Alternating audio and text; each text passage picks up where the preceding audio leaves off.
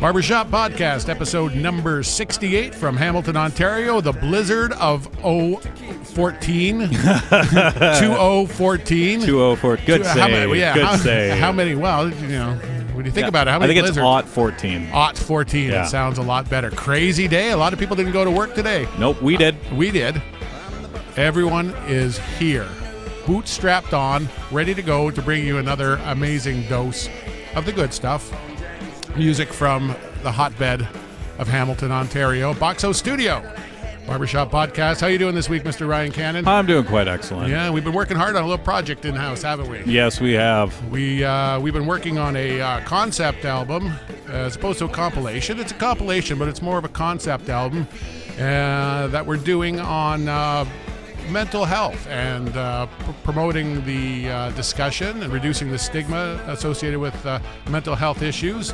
And Clara Hughes, both winter and summer Olympian medalist, is going to ride her bicycle across Canada and back, getting to people to talk. It's sponsored by Bell Canada, and her first stop is in Hamilton, Ontario, this Friday at Luna Station on James Street North during the Art Crawl.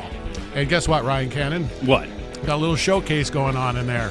Got some of our artists, Mr. Jamie Shea, we've got Mr. Dave Pomfret, we've got Maggie Siri, and we've got Dwayne Rudder, and hopefully Jarrett Coop, and Paleface Brad Hales from the Killentine Band, all going to be donating their time.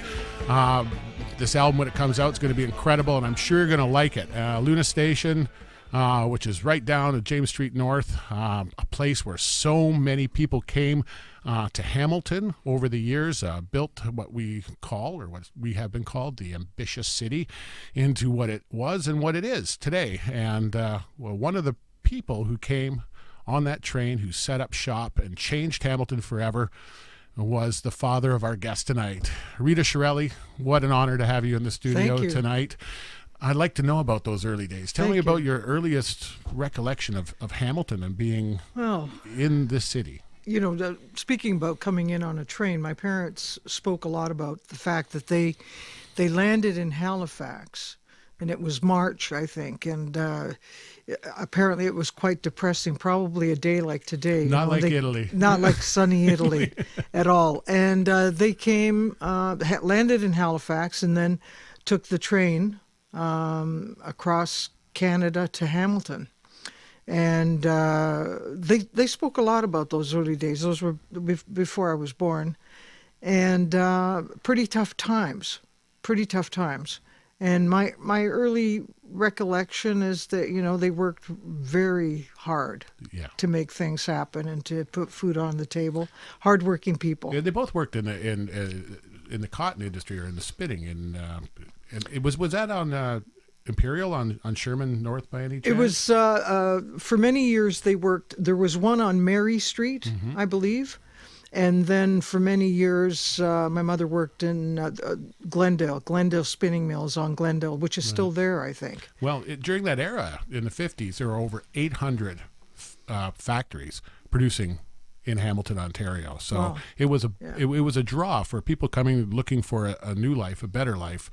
This was the place. And there was, you know, although that was a prosperous, progressive era, there were some hard times, and there weren't a lot of the social systems that we take for granted today. Yeah, it was. I mean, it was really hard. I mean, I think, of course, you know, you come to another country expecting and hoping for a better life, but I think that they were surprised as to how hard they had to work for that better life. Yeah. You know? Yeah. It was really tough. It was really tough work. I mean, my parents, a lot of times, I know, they spoke about the fact that they had a half hour for lunch, but by the time you got to the lunch, washed up, got to the lunchroom, and got back, you basically had 2 minutes to eat whatever you had and get back to it. You know, so it was a struggle. Yeah.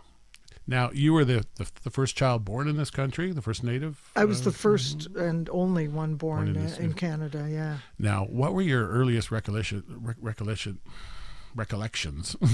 of music in the household and in the family? My parents loved music, and they had 78s playing, and they were great dancers. So one of my early recollections, which is funny because in my next life I'm going to be a dancer, which in this life I'm a little bit challenged that way. But my parents were great dancers. They loved music, and they had a lot of Italian, contemporary Italian, as well as the old stuff, but a lot of contemporary Italian stuff, which was, there were cha-chas and mambos and that kind of stuff, and tangos, and so a lot of that stuff. That's my earliest recollection, and my parents doing if there was a party or a wedding or something, doing an incredible tango.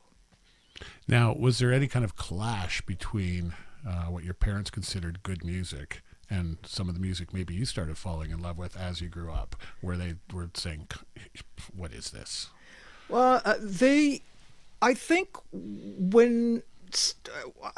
so the early stuff, I think they got. I think when it started getting confusing for them was around the Janis Joplin, Big Mama Thornton time, where it got a little bit, I was going to say challenging again, but a little bit difficult to understand that yes, she was singing, and that was really how her voice was. It's supposed to sound that way. When I first played, somebody had turned me on to Janis Joplin, and I played it at home. I put the album on, right, and of course Janis was screaming. I had never heard a Caucasian woman sing like that, so this was really exciting. White people can sing like that too, and that was my parents had a difficult time understanding what it was I was listening to. But they obviously knew that this is something that drove and inspired you a great deal, because you were singing. You were out singing at quite a young age. I was. Yeah. So there had to be a fairly quick transition between the 9 and 10-year-old Rita Chiarelli and being out in an establishment at 14, singing with a band. How did that happen? How did it happen that I got out there? That you started that at that young age, that you were at that level. I entered a contest, an Italian contest, when I was a kid, and I won the contest, and the band saw me, and they said, we need a singer. We need a vocalist to front the band. They part-time, older guys, actually. I think they were 20. And so they were old, man. These, grown-up guys.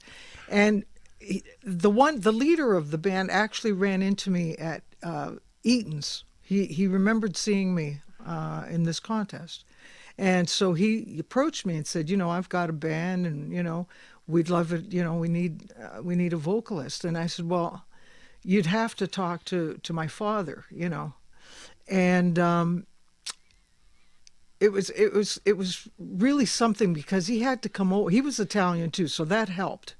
Right, because he understood. What type of music was the band playing? The band was playing a combination of Italian music. They had two repertoires. They had an Italian repertoire, and they had an R&B repertoire. So that's what we did, R&B, and we did some Italian tunes as well. And so he had to come over, and he understood the culture, because my parents were very, very strict. So he had to come over and talk to my dad as if he was asking for my hand in marriage or something. And he did it right. He did, because give up your 14-year-old daughter to a bunch of he did, and my musicians. father came to the rehearsals, and they came to the gigs. Of course, I was underage, so they had to come. So the automatic chaperone. They had to chaperone me. Yeah. So do you remember the first gig? Is it seared in your mind, or is it foggy? No, the first gig was there was a Legion in Galt, and we were booked to play there, and then we played there, and they gave us every other weekend. in Galt. for as long as we wanted, and we played the Do Legion. you remember in how Galt. much you got paid? How much it was? I think we got like $10 each. You know what? That's one thing that stayed the same over the years. Is how It's not much different. much you know, different kind of like it's. Yeah, I think it was about $10, give or take. Yeah. I think it was 35 for the whole band. So, but there were 5. So yeah, a little less than that. Yeah. Maybe $7. yeah, thrilling, I guess, for someone at that age. I was just happy to. I was just happy to sing. Well, You know. from that point, when did you get your first taste of the blues? Because I've told this story before that the Kiss introduced me to the blues because I was an 11-year-old kid and Yeah. that appealed to me, and then I would read everything I could, and there's an article Yeah. in Cream magazine, and they mention Eric Clapton or Cream, the Right. band, and so I learned about Cream and then about Eric Clapton and then about Leadbelly, and it kind of went from that spark. How did you get hooked on the blues? The earliest recollection I have of hearing the blues was, there was a station that used to come through from Rochester across the airwaves. And this was AM radio. Yeah. For those And younger viewers. yeah, it was actually, we had a radio that had shortwave or something. And however it was, once in a while we'd pick up this station, and that was one of my first recollections. That was before even Janis Joplin, or before, I discovered Janis Joplin. I heard Linda Hopkins was one of the first women that I heard sing the blues over this radio. And it was magic when I heard them. Well, I think what we have to do is play, a great blues standard, Highway 61 Revisited. Okay. When we spin this track, anything special we need to know about this recording? Yeah, this is Highway 61. This is the Dylan tune. And there's a little story about how I came to record Highway 61. I had recorded a 45, and the track was called Have You Seen My Shoes? And this is a true story. I mailed it to a few radio stations myself, printed up. I had a few copies printed up. Have You Seen My Shoes? And on the back side was Nighttime is the Right Time, and sent it out to some radio stations. Bruce McDonald was in his car driving to the editing house, and he was editing Roadkill. And my tune came on, Have You Seen My Shoes? And I think it was probably the only time that it was ever played on radio. And he was in his car. So he pulled over, called the radio station from a phone booth and said, who is that? I'm Bruce McDonald. And they said, well, we won't give you her number, but we'll get in contact with her. So they called me up and they said, look, we don't want to assume any responsibility, but there's this guy named Bruce McDonald who's doing some movie called Roadkill. And this is before really anyone knew who he was. Nobody this knew, was his first recognized Roadkill. movie. And I'm like, Roadkill. And he wants to talk to you about your tune. And you can call him at this number. And I called him at the editing house, which happened to be around the corner from where I was living in Toronto. And he put Have You Seen My Shoes as in the movie Roadkill. When he was doing his second movie, which was Highway 61, he asked me to perform, would I record Dylan's version of Highway 61 for the film, and that's how I came to record it. Excellent. And we have it right here at barbershoppodcast.com.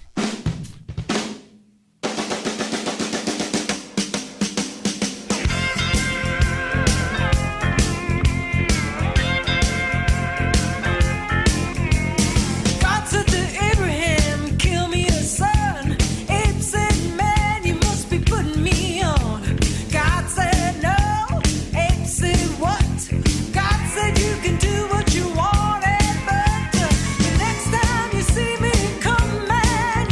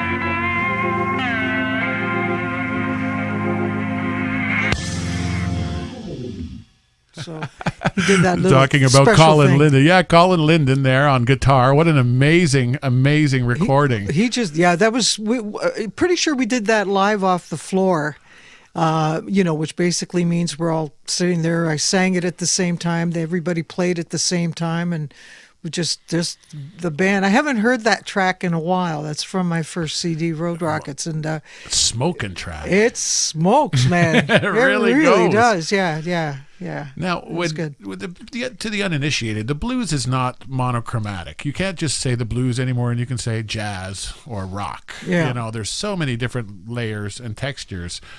I like that. Touch on a little bit about the blues and what the appeal is and the different stylistic elements to it. Well, what appealed to me off the bat, we were talking before about, my first experiences hearing blues artists.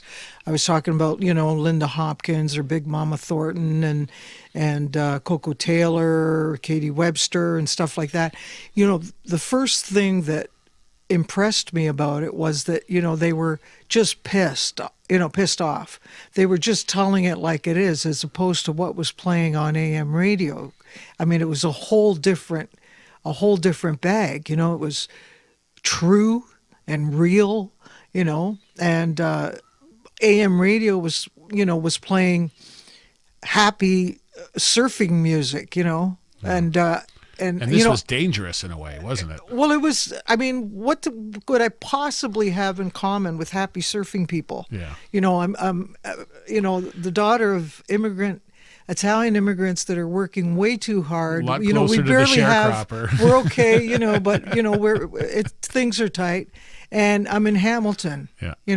So when I heard the blues, well, now life made sense, right? Because there's people who are feeling like I feel, that actually they feel a little worse. So it just makes you feel better, So that was, I could identify with somebody screaming about, life or heartbreak or whatever, whatever they were screaming about was more identifiable to me, So that was the first thing. The other thing about the blues that I really love is, like you say, there are layers, and I love country blues, for instance, as well. Like, I love to perform. I've written some country blues stuff, love that, or jazzy blues. I've written a tune that's kind of a jazzy blues tune that was recorded by Long John Baldry called Midnight in Berlin, but just change it up a little bit. I don't like to do the shuffle that ate Cleveland,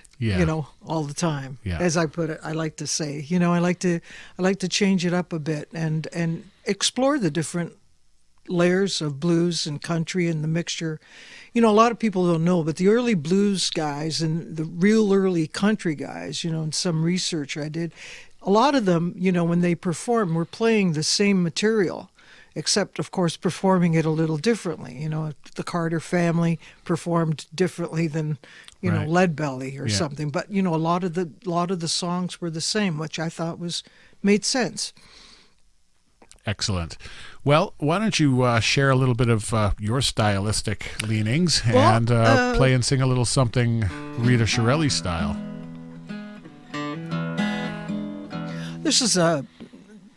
I think this is an appropriate tune to start off with. I wrote this tune reminiscent about when I kind of ran away from Hamilton, and now I've come back. But it goes like this.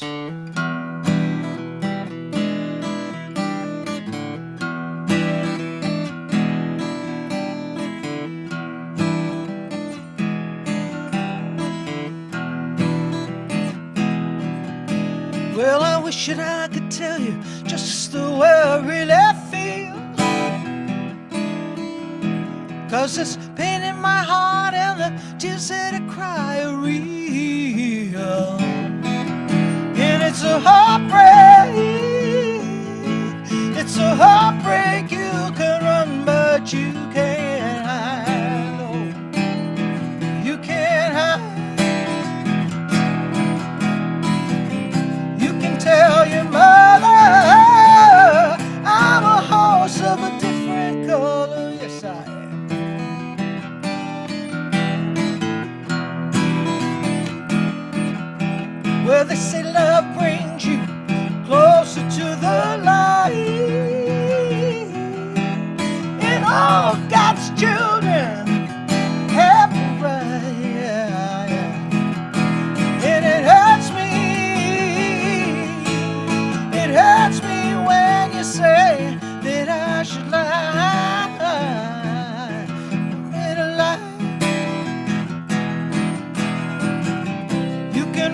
for cover.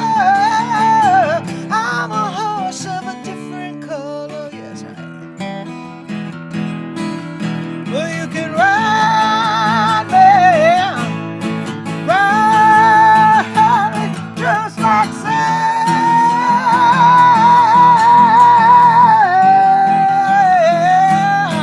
Roll me, baby, roll. I can't take the way I feel about you, baby, Lord, Lord,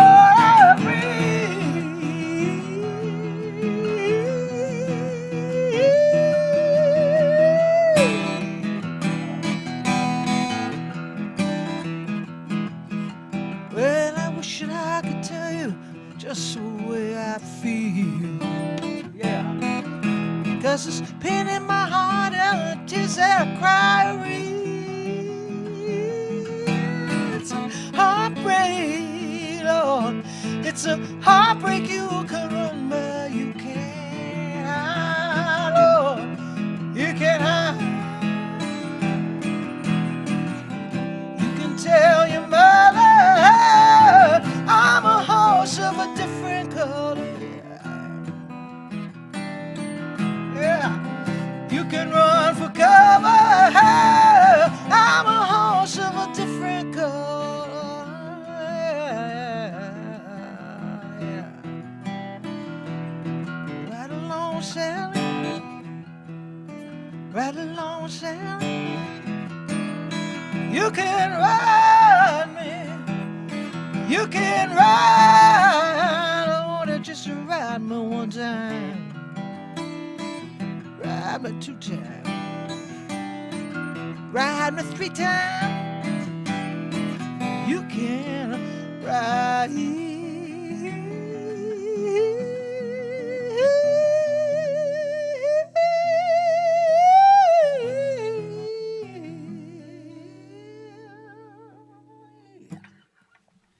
You do not get half the sandwich with Rita Shirelli. That is the whole freaking deli. What a wonderful rendition. Thank you very much. No, that was great. I'd like to talk a little bit about Rita Shirelli, the songwriter. Okay. How did songwriting, when did you first started writing? Or was it something you had to do? It was something I had to do. For many years, I was happy being a vocalist and just, trying to be the best I could be as a vocalist, expanding my range. And, I took lessons actually here in Hamilton. Hamilton had one of the best vocal coaches almost from anywhere. His name was Edward Johnson, and a lot of people took lessons. We were very, very blessed to have him. But the first thing I wanted to do was just to be a great vocalist, and so I did that for a long time. I performed for a long time, performing blues tunes, other people's tunes, and stuff like that. And then at some point, it just became necessary for me to get a little deeper within myself and express myself a little deeper. And that, I had to do that with my own tunes and started writing tunes. Now, were you playing at this time too, or you started playing so you could write? I started playing so I could write, basically. Yeah. What was the first Rita Shirelli original song that ever made it to tape? Oh boy. Wow, it's hard to. A tune called "This Is My Life" was one of my early.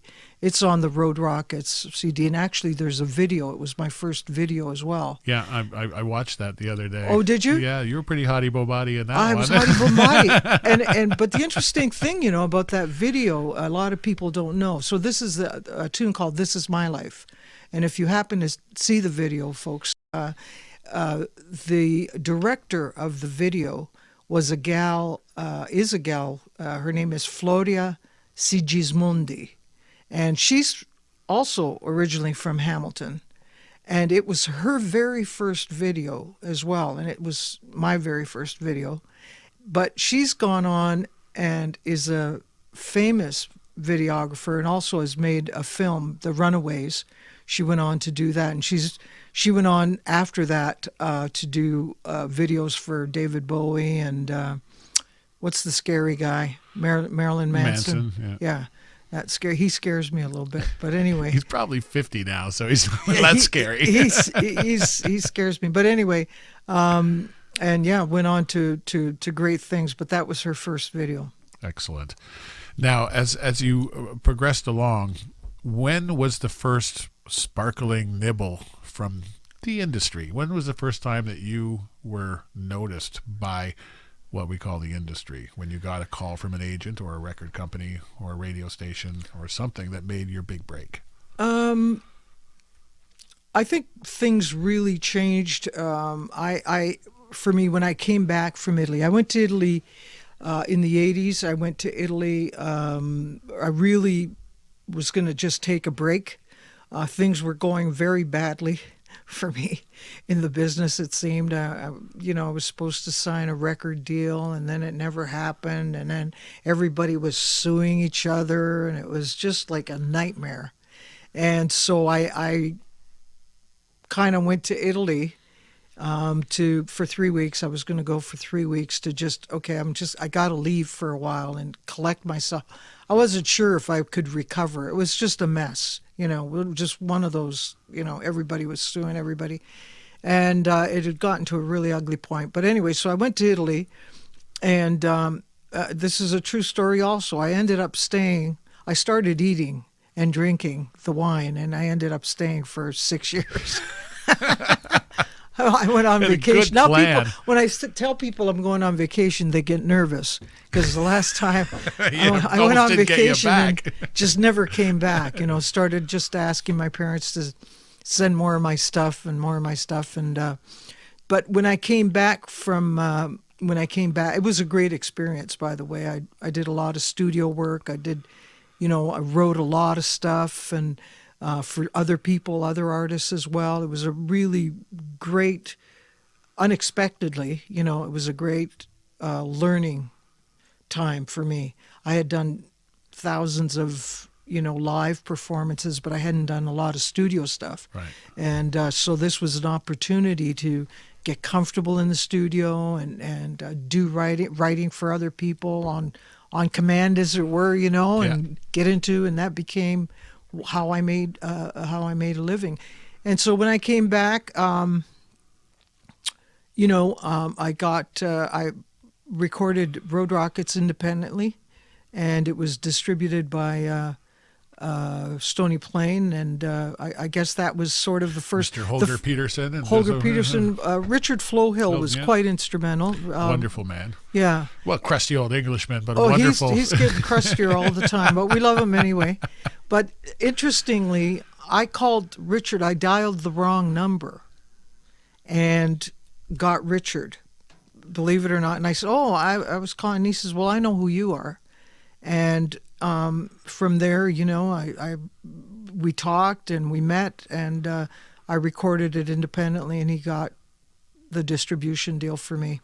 That's sort of a nutshell version. I mean, there were other things that were important leading up to that. But did you feel it was a series where it was destiny, or was it a struggle and a fight? There was a lot of struggle for sure. I was in the music business started in the music business when you worked and played for 6 nights a week. For about 4 or 5 hours. Very much a man's world, too. A man's world, very much so. I toured the States when I was barely out of high school. And it was, it was violent times in the States. And in the States, you played till 2, even then, which was unheard of here. And you did a matinee, probably Saturday and Sunday. I mean, you sang. You were either became very good or you blew up, or you looked for work elsewhere. I mean, we worked a lot, and Sunday was the traveling day. Got to the next place dead tired, started all over again on Monday. So, I'm glad that I was young when I did that because it was really hard work and it was taxing. But I had of course, the love of the music and the spirit that you needed to continue and overlook many things that were happening. The road was tough. There wasn't much money. The motels weren't that great that you stayed in. The bars weren't that great. You had to keep going. Yeah. So it took a lot of perseverance. You had to make sure that you loved the music more than you loved anything and anybody, really. Yeah, anybody. And that's the way it was. I'm going to write that down. We're going to go to a song called Woman in Blue. Yeah. Why don't you tell me a little bit about that? One of my favorite tunes. This is from a CD called Breakfast at Midnight. It's when I started writing again after a little bit of a break. I don't know why, and really no explanation, but started writing a lot. And one of the first tunes that I wrote was Woman in Blue. I wrote it in Black Diamond, Alberta. If you've never been there. That's a place to write a song. Black Diamond, Alberta, south of Calgary. Cowboy country. A couple of gigs had gotten canceled, so we were hanging out at the Black Diamond Inn, staying upstairs, and I wrote Woman in Blue. Well, here it is at barbershoppodcast.com.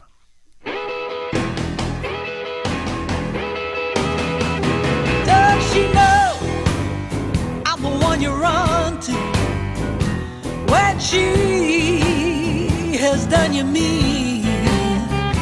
Does she know I'm the one who wipes your tears clean? Can't you hear my heart a pounding every time you come into view? Does she know I'm your woman in blue? Does she know? Does she know? I call you up. Does she know? Just to hear you say hello. And when your voice gets me so tongue-tied that I'll just hang up my telephone. Can't you feel my arms around you, even from across the room? Does she know? Does she know I'm your woman in blue? Well, I'll just wait while you hesitate. And darling, I can hear the clock, it's ticking right off the wall. Well, I can't forget you, and you won't regret you gave me any time at all. Does she know? Does she know how it hurts me? I can see that she's the one that's standing next to you. Does she know? Does she know I'm your woman in blue?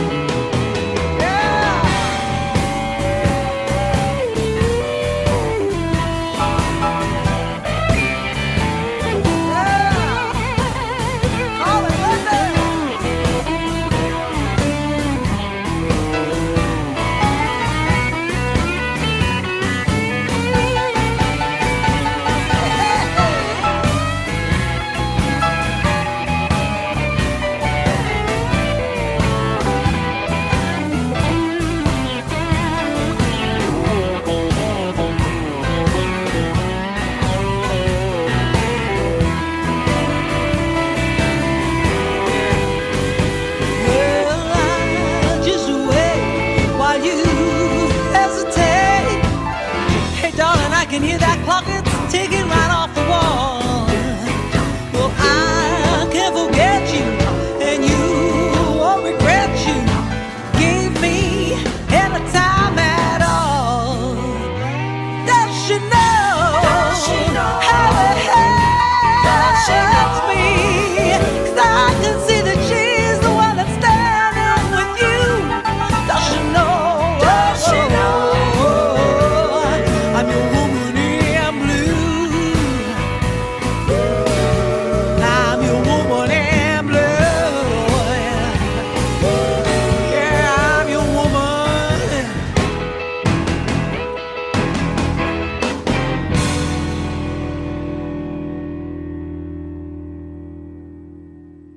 And that's Woman in Blue from Rita Shirelli here at barbershoppodcast.com. We're sitting down with Rita Shirelli, a Hamilton legend and Canada's blues queen. And you play a lot of different kinds of music, but you blues has kind of been hung on you because in an era when Canada didn't have a lot of blues artists, let alone a lot of female blues artists, you know, you were doing it. I was out there, Kevin. Yeah, and how many dates a year on average would you do in your heyday when you were the busiest? Lord, I remember, you know, really working and begging for 2 weeks off. And when I tell you we worked, you know, like... Yeah, and that's not just a Friday gig or a Saturday gig. No, I'm talking every night. You know, at least 6 nights a week. Sometimes, you know, you'd get that crazy gig that was 7. But, you know, a lot of times it was, you know, 6 nights a week was pretty common.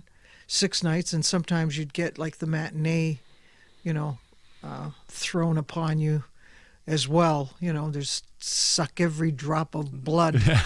Got you here now. You're singing, you know? Yeah. And it was hard, you know, but yeah, so many nights of singing and playing. I mean, I didn't go, you know, it started in high school. I played almost every weekend in high school. I mean, we were a busy band, and we rehearsed. And what was the band called in high school? It was called The Tempest.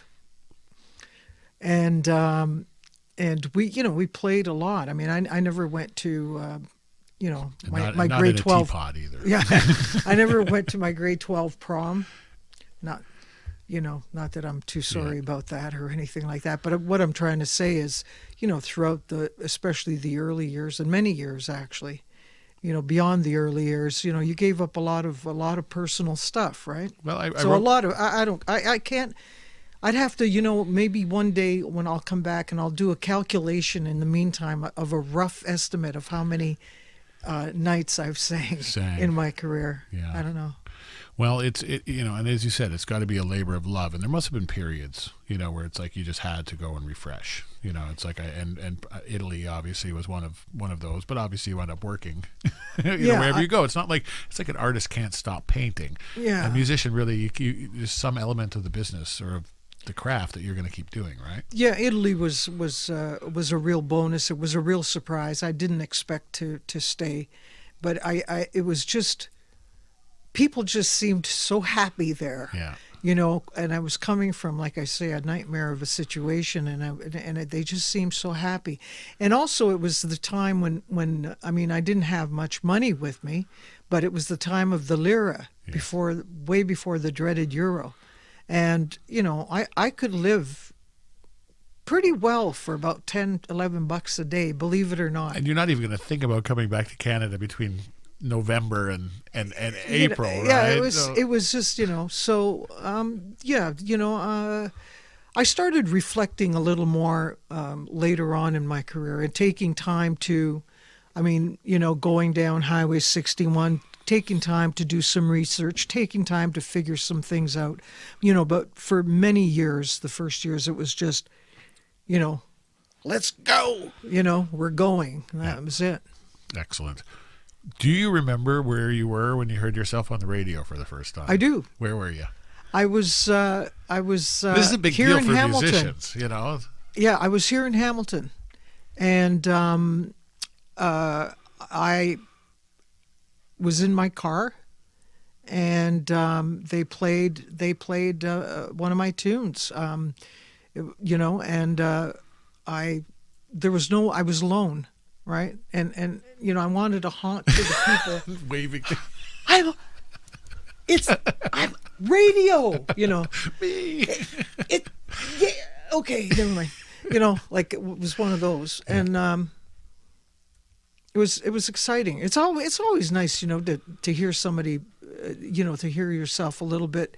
I don't listen to myself, you know. Don't get me wrong. I don't put my stuff on. Very, very rarely. Do I ever hear? That's why I'm excited to hear this stuff. I'm like, well, you know, this sounds really good. That's pretty good. But it's always, pretty cool to know that you're getting some airplay or Yeah. somebody's speaking And certainly about the first time, you never forget your first time. You Yeah, know, that's true. absolutely. And that big time. With Yeah, with that goes music. for a lot of things lot in of life, things, but it's- Kevin. this But let's is- continue. Well, let's continue. Why don't we'll play a little bit because you did such a beautiful job on the next song. Have you got Okay. another song you play in studio for us?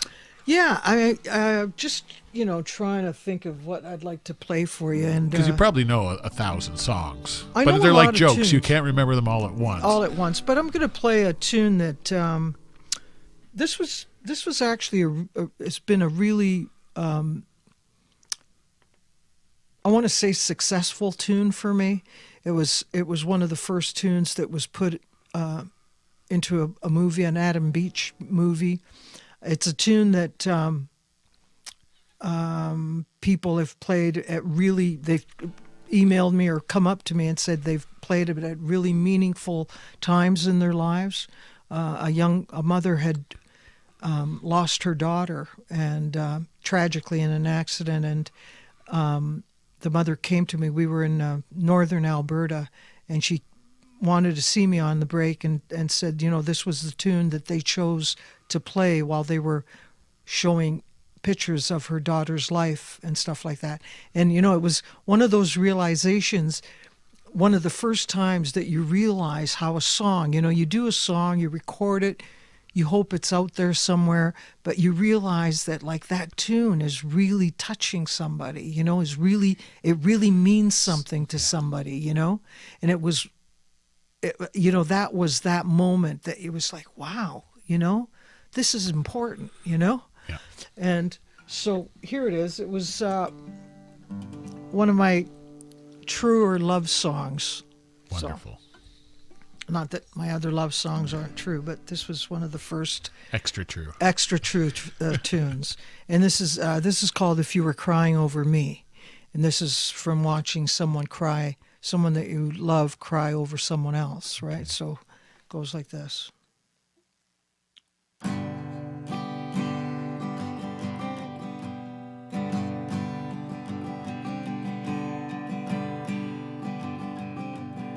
If you were crying over me, I'd hold your head when you wake, fix your heart to never break, make your voices sing, be that extra wing so you could fly. If you were crying over me, I'd catch each tear before it fell, save it for a wishing well, to make your dreams come true, make your sky more blue. That's what I do. If you were crying over me, every day would be a Sunday afternoon, and every month would be the month of June, a big full moon sitting on the edge of a midnight tune. If you were crying over me, every breath would be an angel getting kissed, and every road would end in a rainbow bliss, soft blue dress blowing in the wind of a tenderness. Na na na na na na na na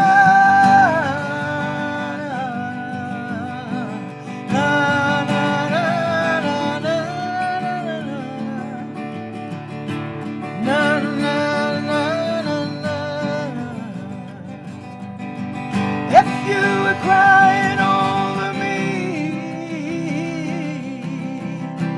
every day would be a Sunday afternoon, yeah. And every month would be the month of June, a big full moon sitting on the edge of a midnight turn. Na, na, na, na, na. Na, na, na, na, na, na, na, na, na.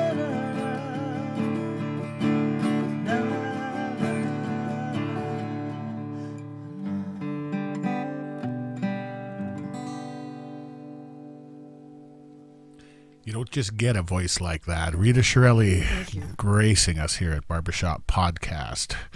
You know, although it may appear on TV that this place is incredibly palatial, you know, it's got a certain grit to it. It's got a certain realistic vibe to it. People respond to it. They like it. You comfortable here, Rita? Absolutely. You like it? Good Love it. stuff. Well, I was worried. We vacuum the carpet. We have a rule here that we only vacuum the carpet when there's a female guest. Oh, who good. bids- yeah, when it comes. So I actually no. vacuumed yesterday, so you must be pretty important. And then I realized you've been to a freaking prison in Louisiana, so Yeah. I guess I didn't have to worry too much because you're a Hamilton girl and you can roll with it. I want to talk a little bit about a film project you did with the very same Bruce McDonald, who Right. pulled over to the side of the road and fell in love with Rita Shirelli that one day. Tell me about the 10-year odyssey of an idea that turned into a movie. Well, we were talking before, Kevin, about, you know, taking some time just to reflect, you know, to be inspired, to, you know, just stuff like that. And so it was one of those times, and I decided to go, I would take this journey down Highway 61 from Toronto down to Because there really New is a Orleans. Highway 61. There is a Highway 61 for sure. And actually, a lot of people don't know this, but it starts in Thunder Bay, Wonderful. Ontario. Go figure. But Thunder anyway, Bay. you know, Bye. but honestly, it's amazing. I didn't know that myself. But anyway, and so I did a lot of research, you know, on where I was going to stop. Right, I wanted to stop at all the blues legend places, legendary places, and mythical places and magical places of the blues. You know, in Right. other words, you know, go to the All crossroads, the go touchstones to along the way. go to, you know, Clarksdale, go to, you know, where Bessie Smith died, go to, you know, the like I say, the Crossroads where Robert crossroads, go to Johnson, the, you know, make all the stops. And I went by myself, by the way. And And I think you have to on a trip like that, don't you? yeah, what, go by yourself? Yeah. I know 3 people, and they've all went by Is that right? by themselves. Yeah, I just, it was just a natural to. Not to, necessarily what you went, but to go make that trek down to Mississippi or to Louisiana or It's a place amazing. where they have to go. It was amazing, honestly. And so anyway, I was doing, you know, I wanted to do research, you know, map out where I was going to stop and all of that. And I came across Louisiana State Maximum Security Penitentiary, also known as Angola, named for Angola, Africa, when they brought the slaves over, and read about this prison. Notorious prison. Notorious prison. It was one of the most violent and bloodiest prisons Built in America. in a swamp. Built in a swamp, but it was early. It was actually a plantation originally. It was a plantation, and it was sold. The plantation was sold, if I have my facts correctly, to the state and to become a penitentiary. So it went really from one form of slavery to another. This was the late 1800s. And it's But- funny that it's kind of happened again with the privatization of prisons. Of prisons. Yeah. It is.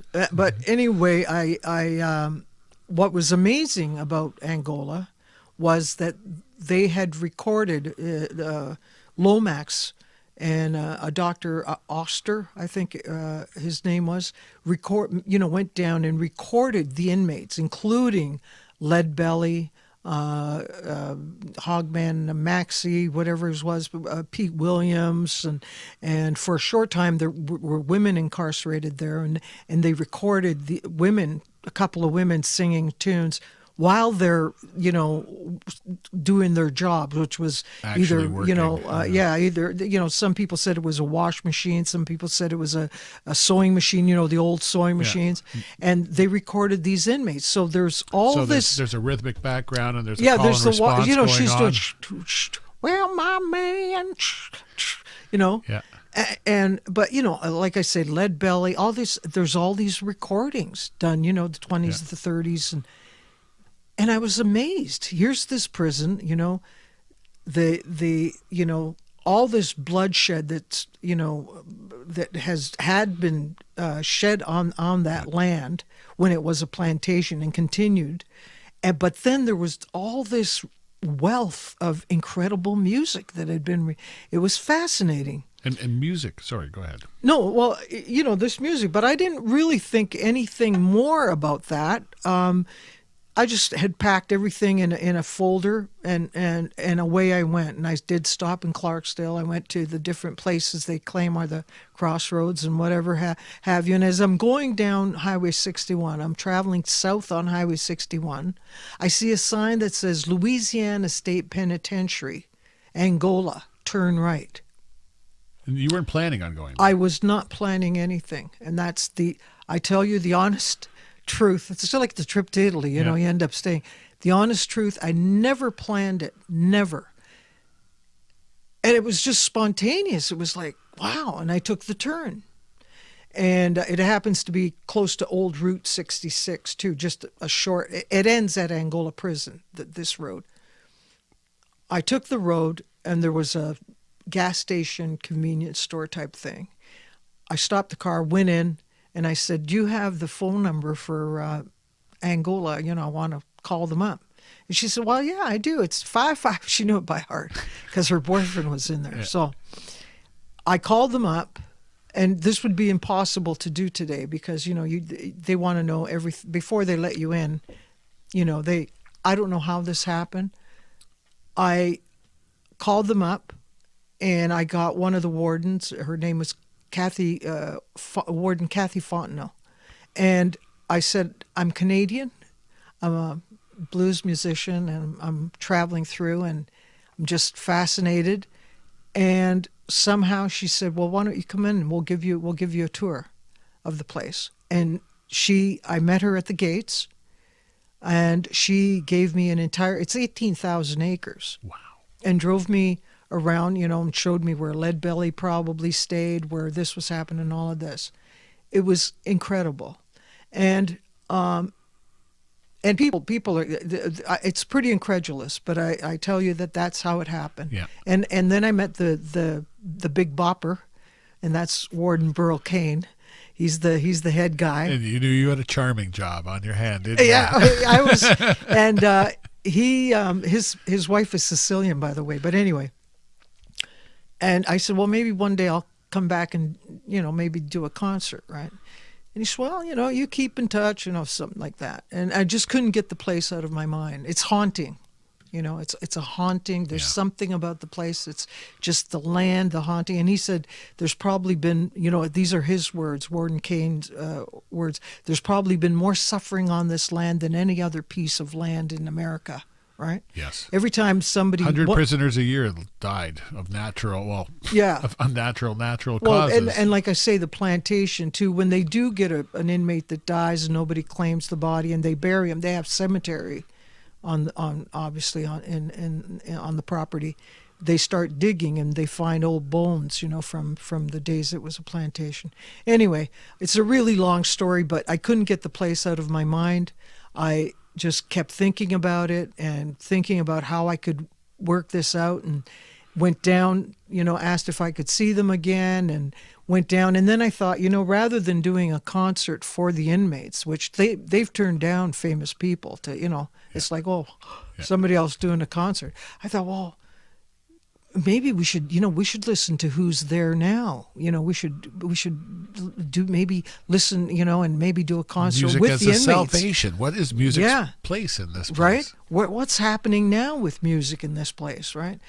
So I went down and I asked, of course this takes, you have to, I made preparations. I had to talk to them, and I sent a proposal down, about what I'm thinking. And then finally I met some of the inmates. I went down on my own again and met some of the musical inmates and talked to them and stuff, explained to them what I wanted to do, and finally got the okay to first they said, I said, I'd like to do a concert, but with the inmates, like I'll join the bands, with the inmates. And they said, well, we can do that. That's never been done. No one from the outside has And you ever were- sang, right? Yeah. So once they told me that, I thought, well, then we need to film it, right? Yes. Because this hasn't been done before. And who are you going to call? And who are you going to call? Right? And I said, okay. So I called Bruce McDonald. I hadn't spoken to him for years. And he called me back. I called his office and we met. And I had Warden Burl Cain's business card, Angola Prison, Burl Cain. I said, I've got the okay to bring a film crew down to tape a concert I'm going to perform with the inmates. I said, what do you think? He said, I'm in. So once I had Bruce McDonald in, then it was a little easier to find producers who came up. Cachet Film and Television came up with Finding Money. Mm-hmm. And that's how it happened. And that took a mere 10 years. 10 years. 10 well, years. I'm going to tell you, it was worth the effort because Thank you. Roberta brought it by, dropped it at the studio a couple days ago, and I've had the kids. It's March break and a bit of craziness, but I watched it with my 6-year-old, and she got to do the times. It's just an awesome movie. Thank Really you. inspiring. I'm a big believer in music. Obviously, and its place in the world, and it is showcased front and center in the testimony of these gentlemen who are all in there for life. This is- they do hope to get out, but I don't know if they will. The film is called Music from the Big House, and it started off and it is a concert film. What I did was I performed with 4 different bands. I didn't bring any of my musicians down. I went down and I did a gospel tune with the So gospel. you got an Italian girl from Hamilton, and you've Yeah. got lifers in a Louisiana prison. Yeah. And how long did it take for you to find some commonality there because of music? Not very long. A couple seconds. Not very long, believe it or not. I mean, at first, when I went down one of the times and I was listening to them and trying to explain what I wanted to do, they were kind of like, I have footage, my own personal footage, where they're standing kind of like, you want to what? What, what is it? Like suspicious, Yeah. and, they're hip to, they don't want to be exploited. They're hip to being exploited and like, what is it that you want from us, So it was like that. So I said, look, I come from Canada. I'm a musician. I know what music has done for me in my life. My parents were, immigrants. I just told them a little bit about my story, and we connected. Yeah. We connected. They, the music is saving their lives, and some of them were, on the verge of huge contracts. Ray Jones was on the verge before he, took a turn there. Was on the verge of signing a huge recording deal, and so the connection was, you can see that, I think. And what is really important is that, like, also we gave them the opportunity to speak if they'd like to, in a sense. When I say speak, that is tell their story. Yes. Right? Like, if you'd like to talk, to the camera, to the people, and that became such an important part of the film. Did right? it ever? And it rolled in at just the right time. Yeah. It wasn't, because to drop something in there like that could seem really out of place. Yeah. But the way it dropped in after the commonality of the musical experience and people talking about how long they've been in there and how low they were and what they have to look forward Yeah. to and to look up to, and how music features in that, and then they explain their stories. And at the end, especially in the epilogue where you see the crimes these gentlemen committed, Yeah. it's like, I'm not putting this person in a one dimension, because which was part of what was tearing you in there, because you could understand that these are criminals who did terrible things and caused a lot of pain, but Yeah. they're human beings who for a moment screwed up. Yeah, it's not to say that there's not some badasses in there. There are these guys that I met. It's a moment. A lot of them, it's a moment. It's a bar fight, in a Drugs, bar alcohol. room. You hit a guy and he hits his head and dies. Well, it's Yeah. over. It's over. Yeah. Or it also show, like, if you didn't know that if you had met these men, I never heard a bad word. I never No cussing, swearing, disrespect. not They one. really. I was watching them, and it's like what a gentle bunch of well-behaved. and I mean not even in the distance, Yeah. right? I'm not they weren't. just They weren't when, playing up for you. No, it was just, you know, but if you didn't know that they were inmates, would you, you know, that could have been, you know, your I baker thought they were better or your- behaved. Yeah, I thought they were better behaved than a know? lot of office buildings I'd Yeah. seen in the lunchroom. You know, and I guess it's testimony to the fact that sometimes, you know, good people do a bad thing. Something happens, and something bad happens to even to good people. They're not all like, you know, they're not all monsters, and No. they're, you know, it's a terrible circumstance, you know, Right. and there's a lot of you know, there's a lot of poverty, and there's a lot Yes. of prejudice, and And it you wasn't know, until I had to social explain it injustice. until a 6-year-old. Yeah. I'm laying in bed with a 6-year-old, and I said, "Well, things are," and I'm trying to explain it how it's Yeah. unfair, and it's like some people get treated worse than other people, and some people have less opportunity, and some people are run to desperation a little quicker, and it's funny when you talk to a 6-year-old and try to put it in those terms, they start Yeah. making sense to you. And yourself. that's exactly it. And you know, they run to drugs, you know, and Yeah. they run to drugs, and then they run into trouble, Yeah. you know. And it was an eye opener. It was an eye opener about forgiveness Yeah. and compassion. You know, compassion that you don't realize you have. Yeah, it's a deeply profound movie. You know, we're going to run a trailer for it right here. I highly recommend that you get it. We're going to have links at the on the webpage at the end where you can get a hold of this movie. Order it. You can order it from RitaShirelli.com. There you go. Yeah. RitaShirelli.com. Here's a little something called Music from the Big House, a movie by Bruce McDonald. And here's a little trailer at barbershoppodcast.com.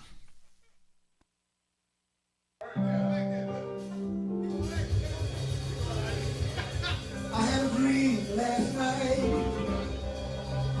I dreamed that I went home to be with Jesus. Can I go with this? And when I got there, one of the first places that I seen was Mama Baby.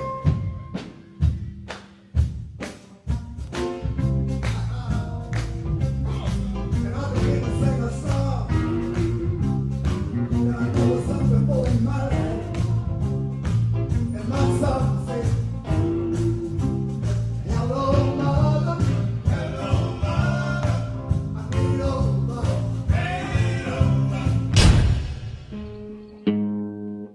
My name is Rita Shirelli, and I sing blues.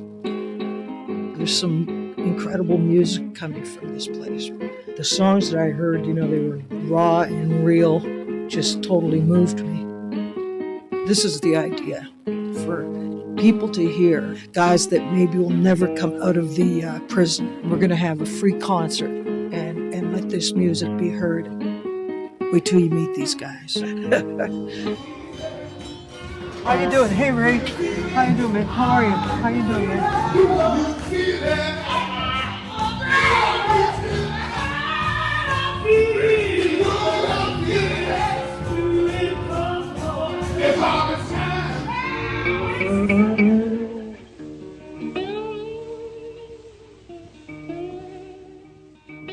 I've been here since I was 17. My head was messed up and everything, and was hanging around with the wrong people. So I decided I wanted to make a change in my life. And I always wanted to play the guitar. When I tried to escape, they put me on lockdown. 12 and a half years and 23 hours a day in a cell. I wrote a lot of songs. I've seen somebody's personality change as they learn how to play music.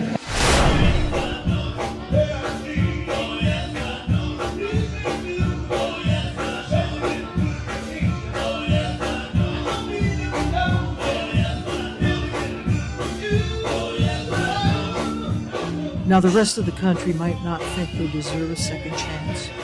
I think the music might set us all free for an hour or so. Music helps me escape.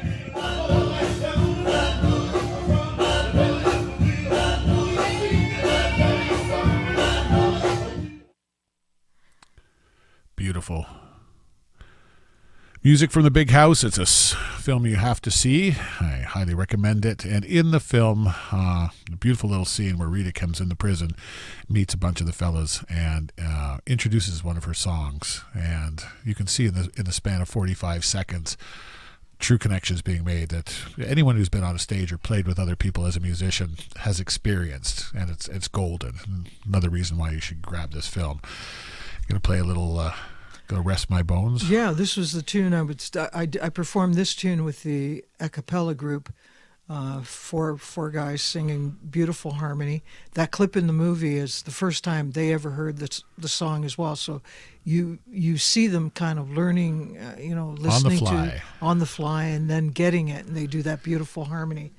But they couldn't be here tonight, so I'm gonna. We tried. So I'll perform it on my own.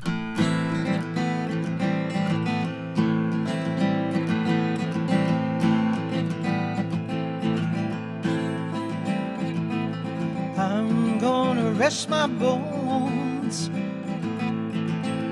I'm gonna rest my bones. Hey, babe, I don't wanna see you cry when that black sedan goes driving by.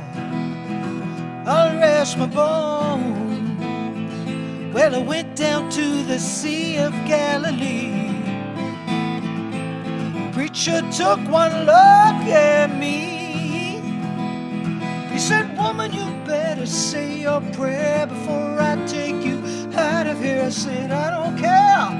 I'll rest my bones. Gonna rest my bones. Rest my bones. Hey, babe, I don't wanna see you cry. That black sedan will go driving by. I'll rest my bones. Now the preacher man said, now, hey, what have you done? Preacher man said, now, hey, what have you done? I said, I left my sins in the waters deep, and now I pray my soul to keep. Lord, before I rest my bones, gonna rest my bones, rest my bones. Hey, babe, I don't want to see you cry. That black sedan will go driving by. I rest my bones. Now forgive me, Lord, for all that I've done. Forgive me, Lord, for all that I've done. You know I done my best, but I ain't done well, and now you say I might go to hell. Well, Lord, guess I'll rest my bones. Gonna rest my bones. Rest my bones. Hey, babe, I don't want to see you cry. That black sedan will go driving by his eye. I rest my bones. Gonna rest my bones. Rest my bones. Hey, babe, I don't want to see you cry. That black sedan will go driving by. I rest my bones. I rest my bones. I rest my bones. I rest my bones.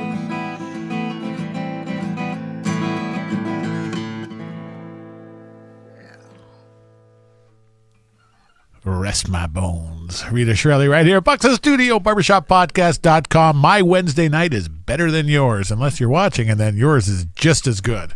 Every Wednesday here at Barbershop Podcast, we bring you the very best in what's happening here. Your breasts are pretty good, but I didn't say a word. I was thinking about it. But, the slingshot effect, it's the best.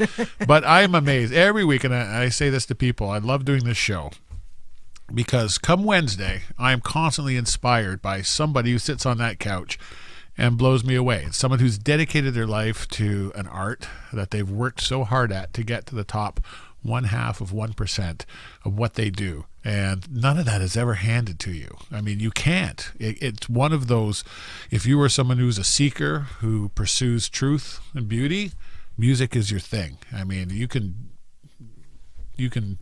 pull the wool over some people's eyes some of the time, but real music is life-changing, isn't it? it absolutely is. You know, Yeah. it has redemption. And as I said, truth and beauty all over it. And it is a beauty of a night. And, when you sing, you touched on vocal training earlier. Yeah. A lot of people don't put the same kind of effort into training their voice as they do maybe on an instrument. Right. When you hear like a great singer, if I had to ask you, and there's probably lots, but one singer who just blows your mind every time you hear them. And it is do you know why you love that voice, or is it just kind of grab you? Yeah, I'm gonna get some flack for saying this. I really am. But one of there's two incredible, in my opinion, Jackie Wilson. Yes. If you've ever heard his version of Danny Boy, it is mind-blowing. He's known for, great vocal performances, but if you hear it is his full range, Yeah. he hits a note that is like soprano, I think. I don't know. It's like unbelievable. That is something every time I hear that blows me away. Makes you shake. Just how great his voice is. It's Yeah. just like great. And here we go now, folks. Besides all the blues, all the real. Now I'm talking about just the natural Vocal ability. vocal ability that somebody is. And one of the guys is Tom Jones. Yeah.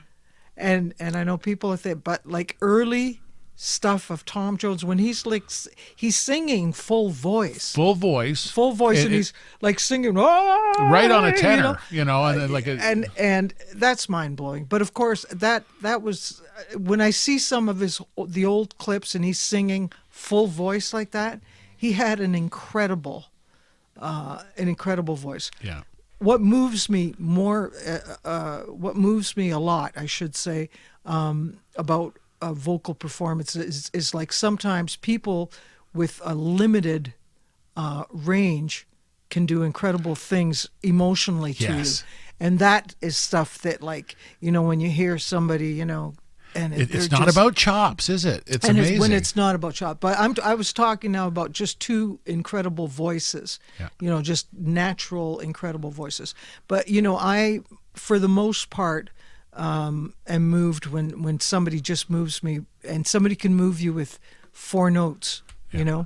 And one of the greatest simplified explanations of this whole thing we're talking about, and I repeated it a couple times, but it was probably only a few months ago that I heard it, was, do you believe it? And I think that any time you've been in the business and you tend to get cynical and start looking at it out of its wondrous box, Right. the things that inspire you, or when you like something, it's if you believe it, and it doesn't matter the genre, if it's a guitar player, a drummer, a singer. Do you believe that person? Yeah. And are they putting themselves into it, or are they practiced Right. a reflection of something Absolutely. else?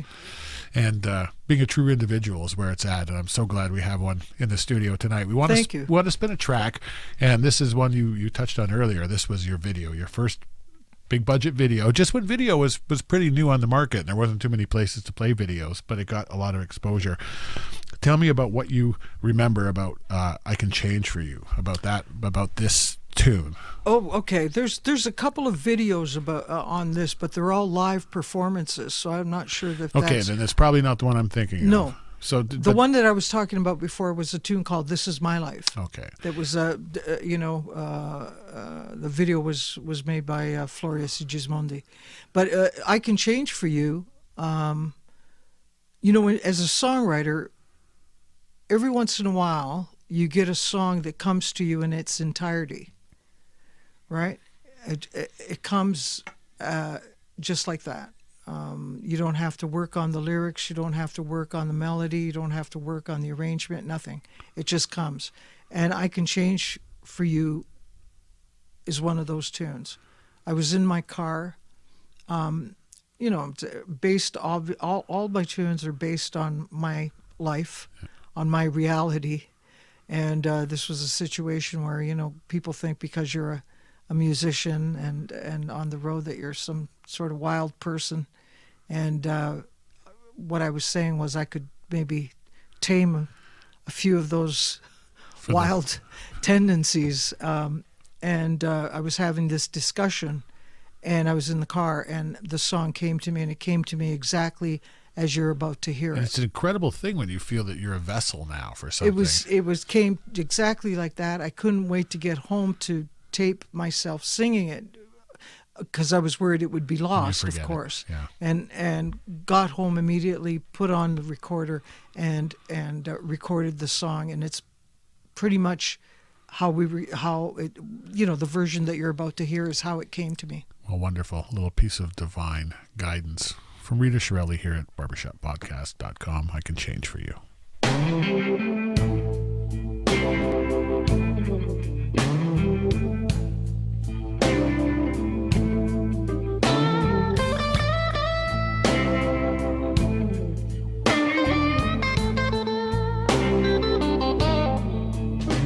I can change for you.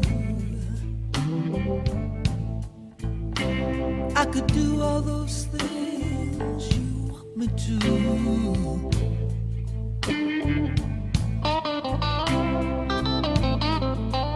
I could change for you. I could be unrecognizable for you.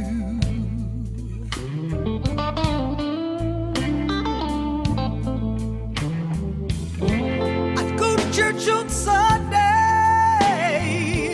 I get down on my knees, I pray.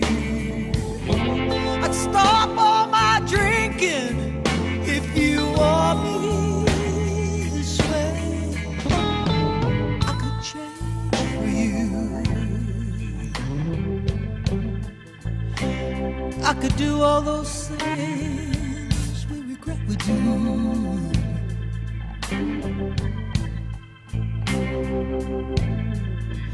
I could change for you. You don't know, you don't know. I would do.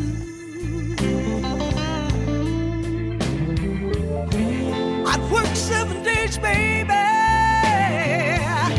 My hands to the bone.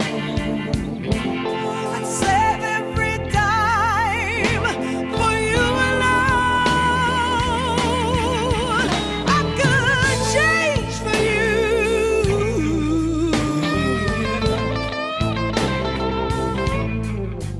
I could change for you.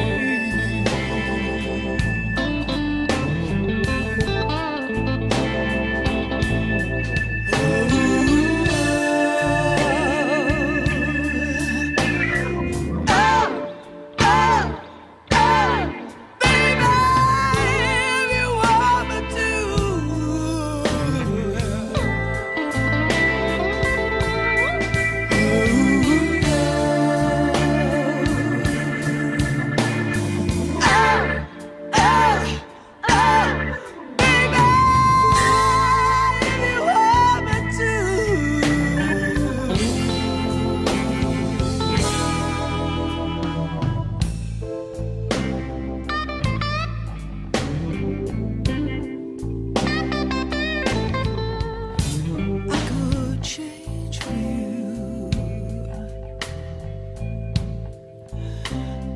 All you have to do is ask me to.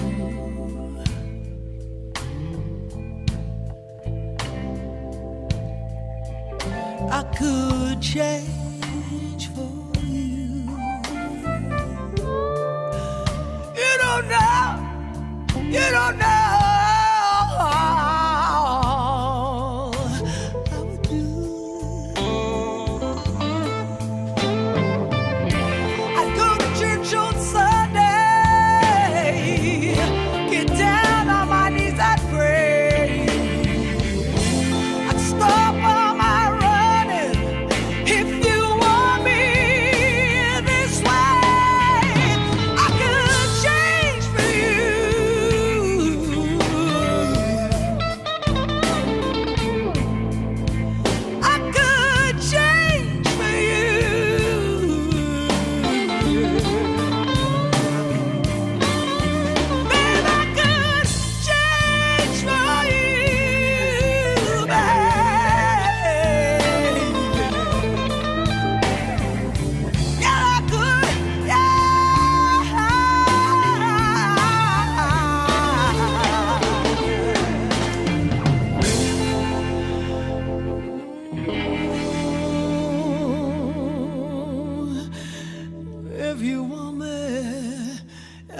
mama do.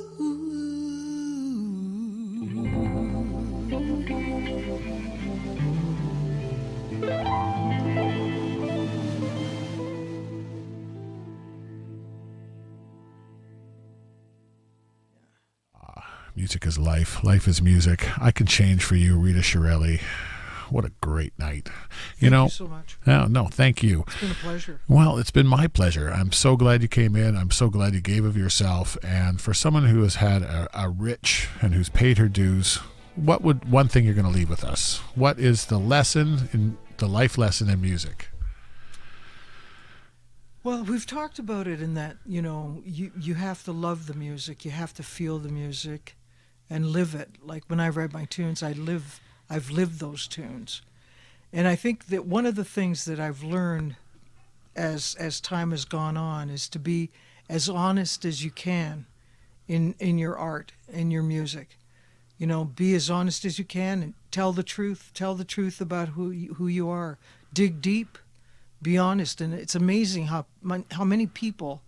When I wrote this tune that you just heard, I'll just digress for a minute. When I wrote this tune, I Can Change for You, a couple of people had comments that well, it sounds sort of submissive, or and I said, this is how I feel at this time, and this is how the song will stay. And I got emails from women across the country, across the USA. It's like, how did you know that? Like, that's how I feel. And it's because people can identify. So be true to yourself. Be who you are. Let people know who you are, I would say, if you're going to stay in the music business. Be as honest as you can. Don't give up. Don't give up. I was going to say, Yeah. You're going to have the guts, shall we say, to Strong fingertips. strong to keep going Yeah. and be honest about it. I think that's the biggest for me. Well, you're a great inspiration to me and for so many. Thank you for coming on the pleasure. show. Ryan Cannon, episode number 68, in the bag. Great night, wasn't it? Yeah, it was. I enjoyed it. I had a blast. I had a blast. And for all you people who stayed home from work today, good on you. We showed up. We brought it. I hope everybody faked a sick day for it, too. Exactly. Yes. You earned it today. Spring is coming. Remember, Friday night, this is the 14th, at Luna Station, Claire's Big Ride. Going to have some of the Get the Picture compilation that Boxo Studios putting together in there. Going to have some of the artists playing bits.